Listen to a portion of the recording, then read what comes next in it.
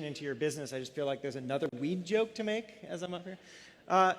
So I'm here basically to introduce our next speaker. It is Rachel Payne, the CEO of Fem Inc. Fem Inc. is a media technology company that serves diverse audiences with video content and works with the likes of Disney, Discovery, and Condé Nast. Prior to that, she was, sorry, I've got to consult my notes here. She was the principal of Global Strategic Alliances at Google, where she worked with top executives across the company to develop comprehensive strategies for their largest global partners, including Sony, Disney, News Corp, and Samsung. Please welcome Rachel Payne.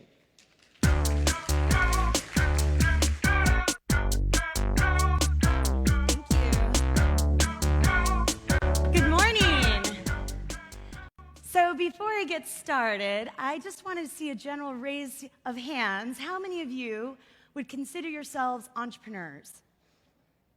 Yes, excellent. Now keep your hands up. How many people would say they currently work in a field that requires innovation? Yeah, they're even higher. That's great. And how many of you would say you consider yourselves inventors? A lot of hands go down. That's part of what I want to talk about today, too. Well, thank you. Welcome. I hope you're enjoying the conference so far. Today, I'm going to talk about how to bake innovation into your business. But first, a little bit about me. I am a serial entrepreneur, and I've spent my life really trying to build products and services that serve people in new and unique ways. I started my first entrepreneurial venture as an early member of a startup that was acquired by eBay a long, long time ago, and worked in that capacity to really try and serve eBay users better. I also joined the early team, the pre-launch team of Hotwire, which was acquired by IAC, and later went on to business school to study entrepreneurship. I was a co-founder and CEO of a startup called IndiePlay, which was the world's first cloud-based rights management system for entertainment companies, and later went on to Google, and you heard all about that.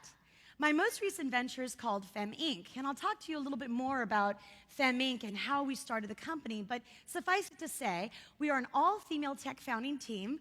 Woo! And thank you. And we started this company because we wanted to take a different approach to how technology gets built. And given a lot of the conversation that's happening this week around algorithms and technology, we are actually seeking to change the way in which bias can be built into algorithms. And there's a lot behind Fem Inc. that's really mission-oriented. We launched our first technology platform last year called Prisma. And Prisma is a video engagement platform. We power major media brands, owned and operated experiences, for their end users. So, for example, a user comes to a web page, they read an article, we power a video experience around that that's personalized and curated in real time using advanced algorithms. So let's talk about what innovation is. I'm sure everyone in here has a definition, and actually the point is that innovation is broadly defined. It's very much about how we define it. But generally speaking, it's about challenging the status quo, bringing new thinking into an enterprise or an industry. It's exploring uncharted territory, which means there's a little bit of courage involved. It creates opportunities. It could be creating new markets, or it could be productivity enhancements, efficiencies that are introduced to improve an existing industry. Some call that disruption, others call it revolutionizing an industry. Nonetheless, it's really about introducing changes that can make things better. It can also introduce a new type of business model. We're talking a lot these days about the sharing economy. That's a fantastic innovation that really builds on part of the cultural zeitgeist of what we've been seeing of late. And finally, in my strong belief, innovation truly happens at the intersection of seemingly disparate domains. So it could be the domains of medicine and technology, software development. It could be, let's call it hoteliers and software as a service. So there's a lot of different ways in which innovation is about bringing together seemingly siloed or disparate fields of knowledge that, when combined, create new opportunity. So what drives innovation? You know, there's a lot of things that can help stimulate but also that can suppress innovation. And I've studied this a lot in my career. At one point, I was actually leading emerging markets, a lot of our initiatives for Google in sub-Saharan Africa. And I was tasked with how to build an internet economy in areas that don't have the pre-existing infrastructure. So a big part of what we did, and what I personally really tried to pioneer within the company, was a way to address some of those fundamental gaps that prevent an entrepreneurial ecosystem from emerging. Things like access to the internet or electricity, looking at renewable power sources and things like that. So making large-scale investments that can help facilitate the entrepreneurial endeavors for the last mile. So when I think about what drives innovation, very much it's creativity and imagination. That's a starting point. It's not an end point, though. Advances in education are also really important, hence why Silicon Valley is such an important area. You have such a nice concentration of highly educated individuals. Emerging technologies. I mean, who here doesn't live by their mobile phone? The amount of opportunity that ubiquitous global access to mobile technology has created is unprecedented. An enabling environment. This is something I care deeply about, and I'm sure all of you are aware that when we talk about an ecosystem, it's very much about having this enabling environment that allows innovation to flourish. Now, some people would say access to capital is necessary for innovation, and then others would say scarcity is necessary. I heard yesterday on a panel at the Innovation Summit in San Francisco, Julie, who's on the board of Kiva, she said, necessity is the mother of invention, but scarcity is the mother of innovation. And I think it's a very interesting point. I remember when 2008 happened, and we were at Google, and I was sitting in an executive meeting, and at one point, Sergey said, you know what, this is a good thing for us. It's a good thing that we have to think with scarcity. It will require us to make hard choices. It will require us to make deliberate investments in those things that we think are most important, rather than spreading our efforts across so many things that we may not end up being good at any of them. And that always stuck with me. So it is both. We have an underfunded sector in entrepreneurship. Do you know who that is? Me. Yeah, right. Let's hear it for all the people who are underfunded. Yes. But it's also, living through this experience as an entrepreneur, women are the largest underfunded sector. We only get about 3.5% of institutional capital right now. And yet women are starting companies at 1.65 times the rate of men. Makes you wonder. Minorities. From the last count I heard, African Americans only get 1% of venture capital. So there's a lot here that is both scarcity that helps and scarcity that really hurts. And I'll talk more about diversity in a minute, but when we think about it, access to capital is a necessary condition for a venture. But at the same time, if you're a large company and maybe you're a market dominant player, scarcity can actually be your friend, because it can force you to make really hard decisions based on data and your understanding of the market that can actually help propel you to come up with new and ingenious ways to solve a problem. Diversity. So this is a big topic for me, and I'm going to spend a lot of time on it, but I truly believe that diversity is at the heart of innovation. Experimentation and taking risks. Sometimes people like to tinker with things, and that's experimenting. That can help, but sometimes you can get into this sort of infinite loop of optimization. So that can sometimes become optimization without risk-taking. So I want to couple those together a little bit, because you don't just want to optimize for the sake of optimizing. You actually want to optimize for a larger, better outcome. So taking risks is also required. And I don't mean reckless risks, managed risks, careful, considered risks, and having an environment that appreciates and tolerates risk.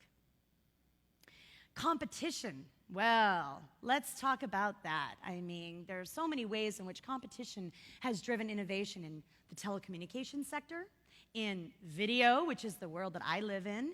How many people in here think that car sharing is a major innovation? Like Uber and Lyft? Yeah. So without them, do you think the taxi companies or the large car manufacturers would even be thinking about this if those types of business models hadn't emerged? That is sometimes just the jumpstart that a big company or a big industry needs to rethink their entire relationship with the end consumer. And finally, access to new markets can really drive innovation, particularly if you are really seeking to understand how to serve that customer in a unique way that challenges perhaps the status quo incumbent players. But invention does not equal innovation. And this might sound a little bit controversial, but let me explain. Thomas Edison, great inventor, right? There's a lot of derivative inventions that can be spawned from that original invention. But those derivatives are really innovation. It's taking something that was fundamental, a breakthrough, a paradigm shift, and then creating better and better on top of that. But when I think about invention, it's like creation. It's from the original authentic source. It's a brand new breakthrough and game-changing introduction of a technology or an idea or a product. And innovation is what takes it from that foundation to new heights. And that could be a new type of business model, it could be new markets, whatever it is, it's the application of that original invention. You think about Teflon, which, by the way, was invented by a woman, and she holds several patents for it. Non-stick pots and pans are an amazing innovation built off that. So are industrial applications of Teflon. But that original development of Teflon by a female scientist who came from DuPont is a way in which she created an entirely new approach to thinking about resistance, about resisting the friction and other aspects of what Teflon was originally designed to do. And I only bring that up because they're not one and the same. But why I bring it up is because there's a lot of people in the room who would not consider themselves inventors, but would consider themselves innovators. And so I'd like to pose a challenge to the room. If you're confident in being an innovator, why don't you also think about being an inventor? And also think about creating intellectual property around your invention, especially for those who are underrepresented. Only 7% of patents in the United States are held by women. I have 6 patents, so I feel like I'm misrepresenting my average demographic. But we need more people with diverse backgrounds inventing, filing patents, protecting their IP, and also getting recognition for what they've developed. So how to tap into innovation? This is an exercise that I would encourage everyone to go through, just to think through some of the key questions that help you understand how you can really tap into your own source of innovation and then bring innovation into your company and culture. So, sounds very simple, but a lot of people don't get this right. What problem would you like to solve?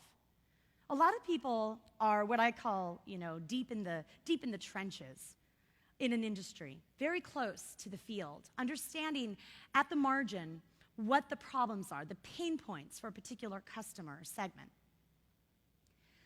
And you probably made observations around what could really help, what might change the industry.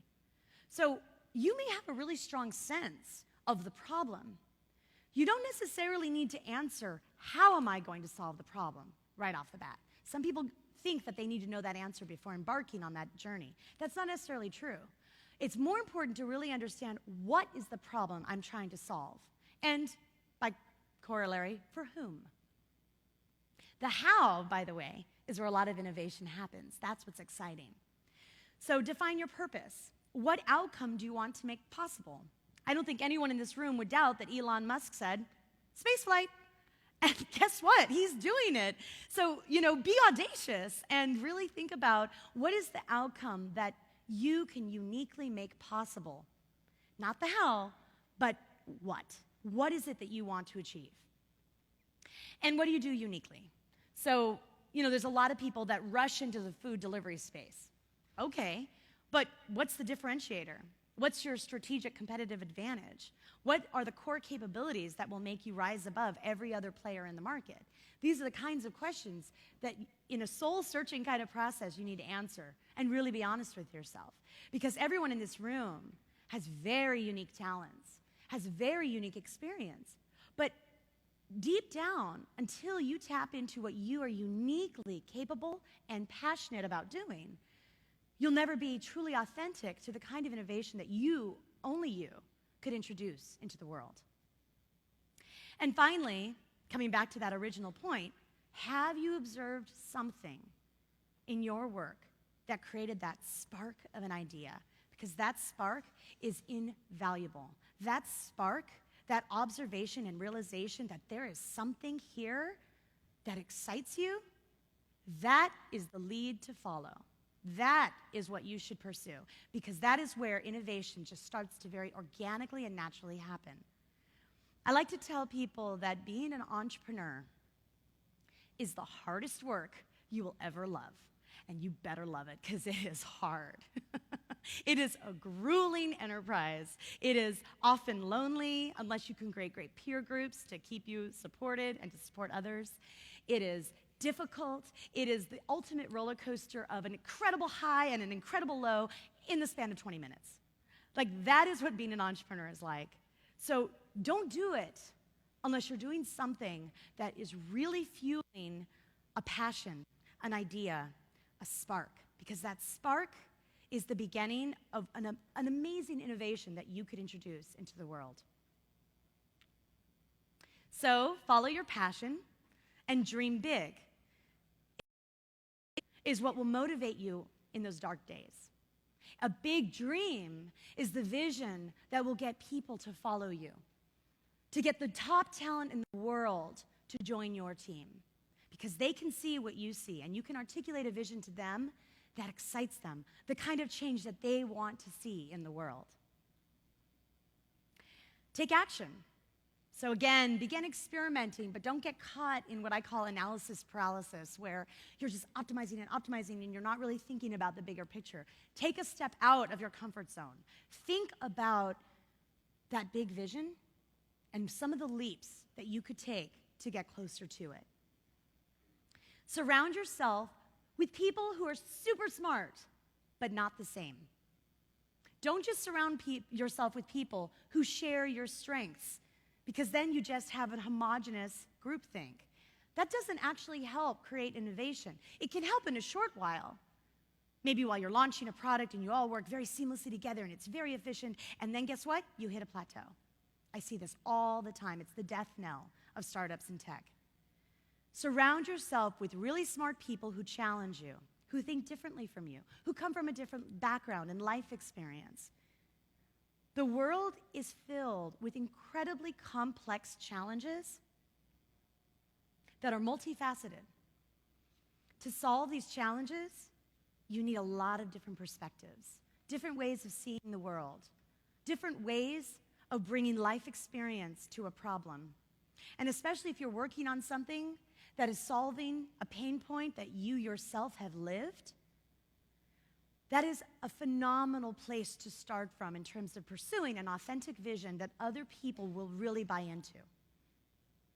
And finally, connect with others who are also questioning what we think we know. There are so many assumptions out there, such conventional wisdom about how things get done, how to be an entrepreneur, what an entrepreneur looks like. If you're truly interested in innovation, none of those things will satisfy you. Because at the end of the day, your job as an innovator is to push the boundary on what we think we know and to challenge society to go beyond conventional wisdom and to have the imagination to introduce an entirely new way of seeing or being in the world. So, 3 easy ways to bake innovation into your business. Number 1, culture. I'm sure you've heard this before, and I'm sure it's not a surprise, but I make it number 1 because it really is at the heart of everything. When I was at Google, I remember executives would say, we want to encourage innovation in the company, but we don't know necessarily which things we're doing that are helping and which things we're doing that are hurting. And it's a funny conundrum because it's not often easy to isolate exactly what it is that will enable a major innovation or breakthrough to happen. But the critical piece to remember is that you need to have a culture that supports it. You need to have a culture that fosters it, that makes the space available for people to be creative, to have imagination, to take risks. Sure, risks that are supported with a great rationale, but risks nonetheless. And if you're going to take risks, you need to have a culture that can tolerate failure. One of Google's founding principles is fail early and often. Now that seems so counterintuitive, right? Fail early, fail often? But what it's telling you is, if you're going to fail, find out as soon as possible. And if you're not failing at something, you're not trying hard enough. You're not pushing the boundaries far enough. So you need a culture of experimentation and taking measured risks. Continuous learning, especially if you work in fields that are continuously evolving, like technology. We're all learners. You have to have a learning mindset in order to survive, much less succeed in this industry. And I think many of you are watching major shifts happen in what are traditional industries that are now enabled by new technology or new markets. And so everything we think we know, yeah, it's important. Expertise really does matter. You don't have to throw it all away and just, think as if you've never been in the market before.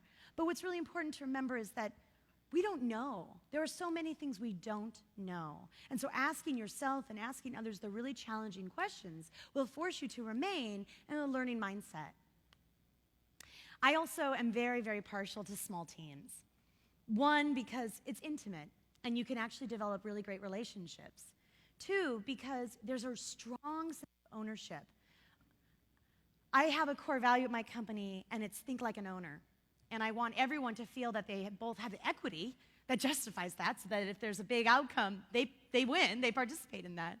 But more importantly, I want them to think like an owner, because if I'm not around, let's say I'm speaking somewhere and there's a crisis, maybe one of our partners, there's a bug or something crashed, I want them to know that they're empowered to make the best choices available to them with the information that they have to solve it. I want every person on my team to feel and think like they are an owner in this company. And you know what that does? It makes leaders out of them because they step up. I can't tell you how many times people told me that there was a problem. Oh, and by the way, I solved it, and this is what I did. All in the same Slack channel thread. It was like, bam, bam, bam, bam, bam, and it's done. And it was like, wow, there was no friction. They saw it, they fixed it, and they just reported it. And it was this kind of ownership where, yeah, fine, it was a bug I introduced when I checked in my code, but I also knew where the problem was and I solved it, and everyone's supporting this person, peer support, which really matters, in that process. Not why did you check in a bug in your code, but importantly, wow, great job at finding it, awesome that you solved it, can we do anything to help make this better? And I think that shift in mentality where everyone feels like an owner, it's my company that's on the line if something goes wrong, and I am empowered to solve it. That's the kind of attitude I look for when I interview as well, to try and find people who are also entrepreneurial at heart and think in a way that takes responsibility and holds himself and others accountable, but in a supporting environment. And finally, and this isn't just because we're an all-female executive team, over-communication. So we are a distributed team, and throughout my career, I've managed global teams all over the world, several time zones at once. And what that told me was that you can accomplish great things without having the day-to-day FaceTime at the office, which is great, and I love it, and it's great for building culture, but it's not necessarily, for me, a limiting factor. I want the best people in the world on my team. So a lot of my engineers come from Google, so they're in San Francisco. My data science engineers all come from Caltech, so they're in LA. And I have people who work with me in business development in New York and LA and San Francisco, and we're a small team, but we're distributed. And I do this because I really do want to be a beacon for the world's best talent for my company in my space. But that means I also need to work with people and where they're at and what they need from me. But to do this right, you really need to have a culture of open and over communication. So my executive team, we check in twice a day, every morning and every afternoon, and we just plow through every single issue. We address what are the priorities for the week. We check in. This is what we're going to do today. Did we do it? No. Okay, this is what we're going to do tomorrow. This is our priority. Reordering priorities every single day, making sure that we're completely in lockstep on what we're trying to achieve that week, that month, that quarter, and rolling that all up into individual OKRs that become part of our company KPIs for the quarter. And by doing that, by being completely open around what we're trying to achieve, what our priorities are, who owns what, which, by the way, people self-nominate to own things so that they can feel, again, that sense of ownership, that creates an open communication culture where there aren't penalties for speaking up. Now, I would say that one thing I'd like to do better is to celebrate more. We don't celebrate as much as we should, so that's one of the things I'm openly communicating to my team. Help me find ways to have more fun because everyone works so hard and they're so driven. So I also openly communicate about where I think we're weak and where I could use more help and where I would like our team to submit better ideas on how we can do something better for the company that maybe I haven't mastered. And I think it takes a lot of humility as a CEO to be able to be honest about your vulnerabilities and your weaknesses and where you think people can bring a better sense of how to do something. Because you should be hiring people who are smarter than you, and you should be surrounding yourself with people who have strengths that are different from yours, which is what makes it possible to innovate. Diversity. It's part of culture, but it's bigger than culture. Not in terms of priority, but it's bigger than just fitting within culture. Diversity is the key to innovation. If someone has a lived experience that's different from yours, and you're trying to solve a challenge for a segment, a customer segment, that you believe you intimately understand, and they tell you something that challenges what you thought you knew, that's invaluable. That's priceless. So diversity isn't just for the sake of diversity. It's for the sake of getting to an even better outcome. It's about collective problem solving and having people bring in their life stories, their expertise, their backgrounds in a way that you would never have thought of before. And by the way, that's the most exciting experience, when someone tells you something that you never even considered and you realize it's something that you can uniquely do together. So again, surround yourself with people who have strengths that are different from yours. Be open-minded to new ways of doing things, different ideas. If you've been successful in a particular career path, sometimes it gets comfortable and you're like, well, I'm good at this. This is what I know how to do. But we can all be better. And recognizing that within yourself and being open to feedback and being a leader that can be responsive to ideas on how to do things even better is what makes the whole team better. And, when you're at the top, when you're the CEO, in many ways you're a role model. You're modeling behavior for others. If you show others that you're open to feedback and you're open to change and you're open to responding to how things could be even better, guess what? Everyone else starts to model that too. It starts from the top. And create a culture of collaboration, but not consensus.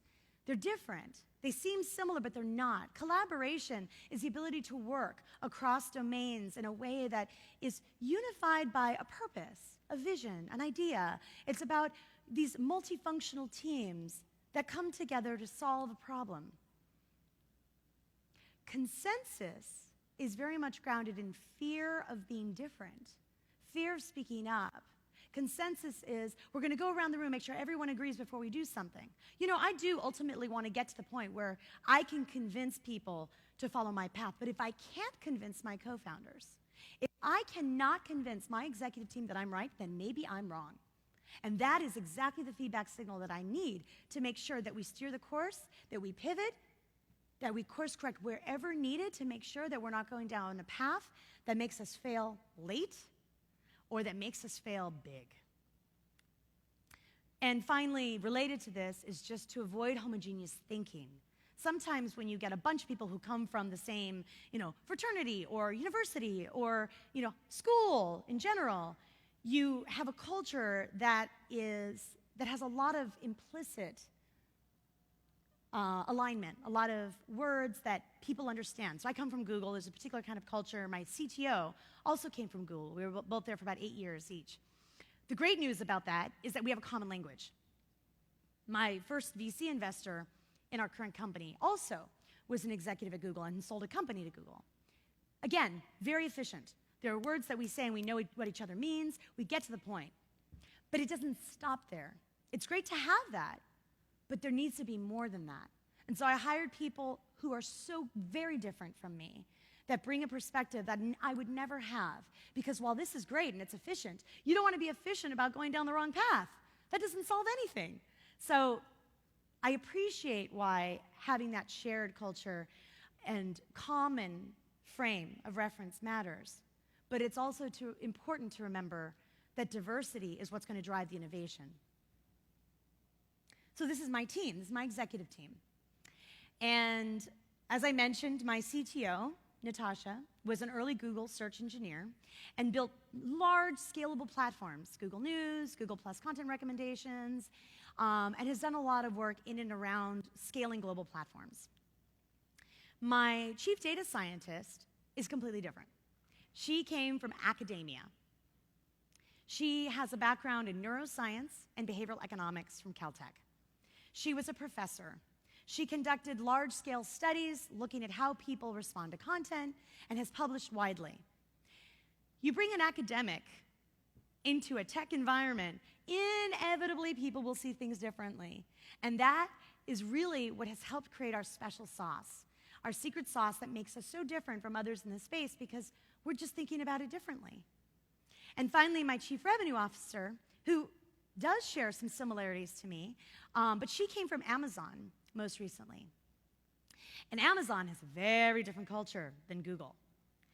And that has been amazing. So now we're bringing the best of from these different places and throwing it together and seeing what happens. And it's that mixing of different cultures and backgrounds that allows us to have a deep level of creativity in how we solve problems in the midst of scarcity. And this is the rest of our team. So it's a nice mix of, and we're small. We're still a very small tech venture. We automate most things because we don't have a lot of people.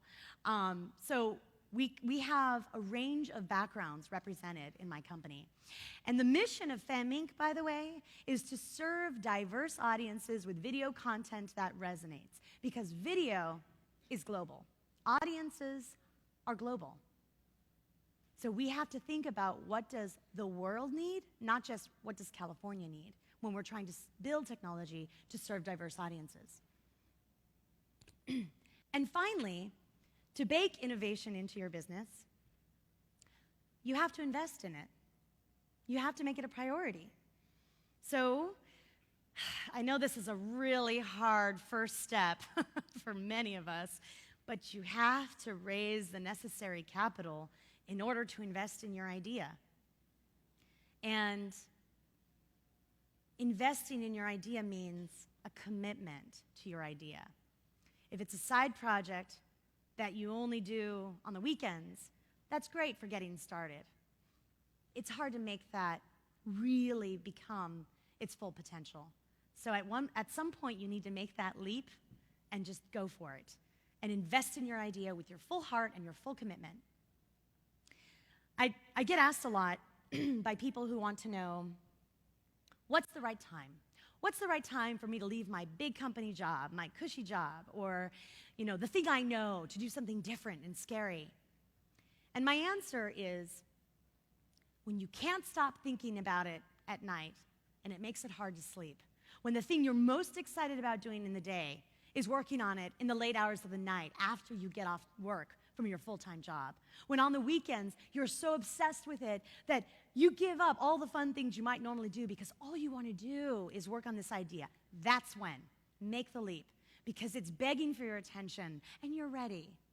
So for a lot of people out there who maybe are thinking about their next venture or who are embarking on a pretty scary new enterprise, it will take that full commitment for you to see it become successful. And when you feel that passion and that energy and that excitement about your idea, you're ready. Test all assumptions. I think we've talked about this a little bit already, but just make sure you're not assuming anything that you haven't validated. Original research. If you can afford it, it's really important. If you can't afford it, there's a lot of secondary research out there that's available. So research the heck out of your idea and make sure that you have a really deep understanding of the market. Get continuous feedback from the market, from customers, from your team, and from competitors. I mean, it's really important to be part of the community and not isolate yourself. It's easy to become isolated when you're an entrepreneur. I know firsthand. But you have to be out there, circulating, cross-pollinating, sharing ideas. I know it's hard because sometimes you want to hold that idea really close. You're scared somebody will take it. And you know, someone could. That's real. But it's also about execution. It's also about taking it to the next level. And it's really hard to take an idea to the next level if you haven't had feedback from others in this space about it. Act on great ideas and avoid bureaucracy. Processes can be helpful unless they're stifling. So just keep in mind, if you've made a transition, let's say from a big company to a small company, sometimes process is really important, sometimes it's not. It depends on what it is. But be very careful about introducing unnecessary process. And finally, reward innovation. And again, this is something I'd like to do more of with my team. Recognize success, celebrate, have fun, and call it out so that people around you in the company begin to develop the eye for what innovation looks like, what success looks like, because then that's what they'll want to do. People like to be recognized. They like to be rewarded, whether it's through praise or otherwise. So whenever possible, celebrate it. Okay, so that's what I have to say. I'd love to open it up for Q&A. We have about, well, I don't know how much time. How much time do we have left? Not much? Okay, how about one question? Any question from the audience? It's hard to see. Yes. I'll repeat it.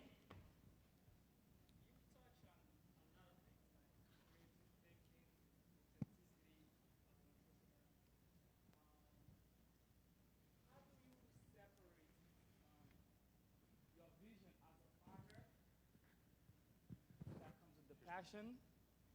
Thank you. Okay, say it again. Yes, my name is Orient. Again, with immigrants helping immigrants. So how do I separate as a founder? How do you separate? Because first, you have the vision, the passion for something, right?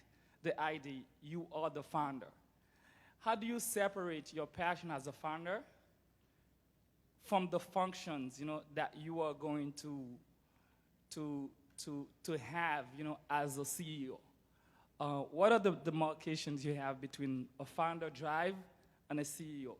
And do you recommend sometimes to just, as a founder of a company, to just find someone else and let that person play the CEO role?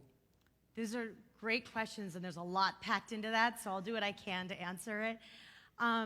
First of all, if you set a vision, everyone in the company should feel like they own it too, that they're part of that vision. So every function should have a sense of how their function rolls up into that larger vision. How does product play a role? How does engineering play a role? How does operations play a role towards that unifying vision? So every function should have the opportunity, ideally, to self-define how they align with that vision so that it comes from within, so that they're really bought into the vision themselves. In terms of your role as a CEO versus a founder, that's a great question. I mean, in some ways, they're one and the same when you're early on, right? Because you're getting it off the ground, you're the one who's inspiring the early team, you're the catalyst for getting everything built.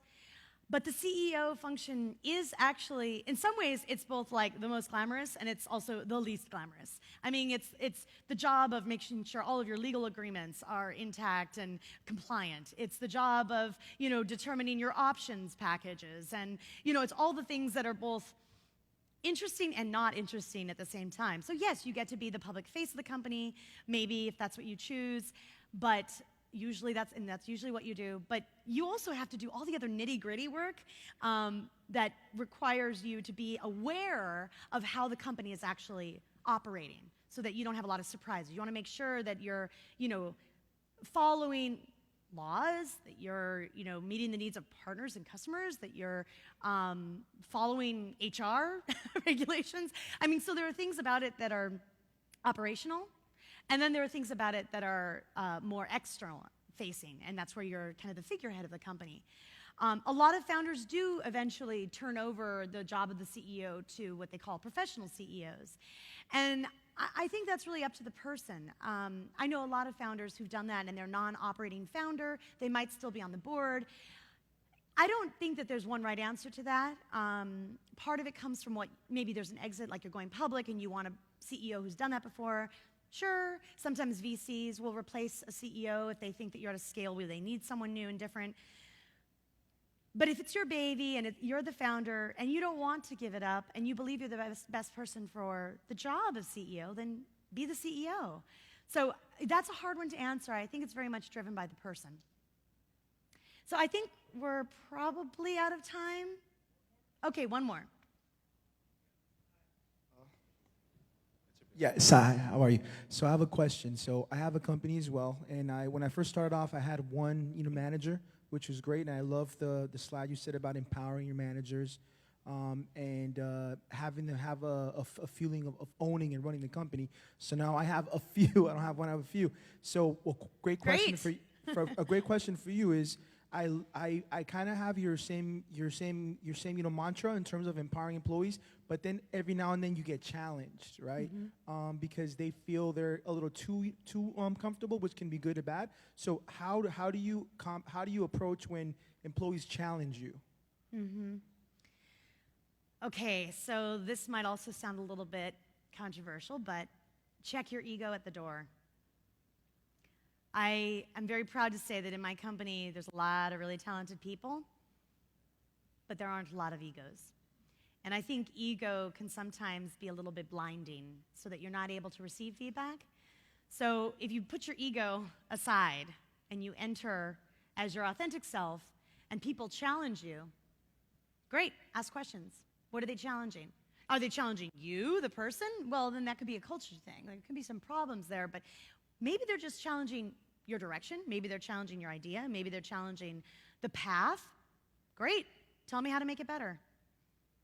I think every moment is both a teaching and a learning opportunity. And a CEO never stops learning. So I think if they challenge you, that's a sign that they feel empowered, they feel safe, and they feel like you're someone who can hear them. So hear them. And then just ask questions to help you get to the root cause of that challenge.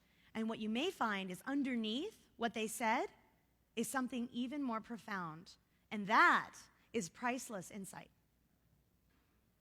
Thank you.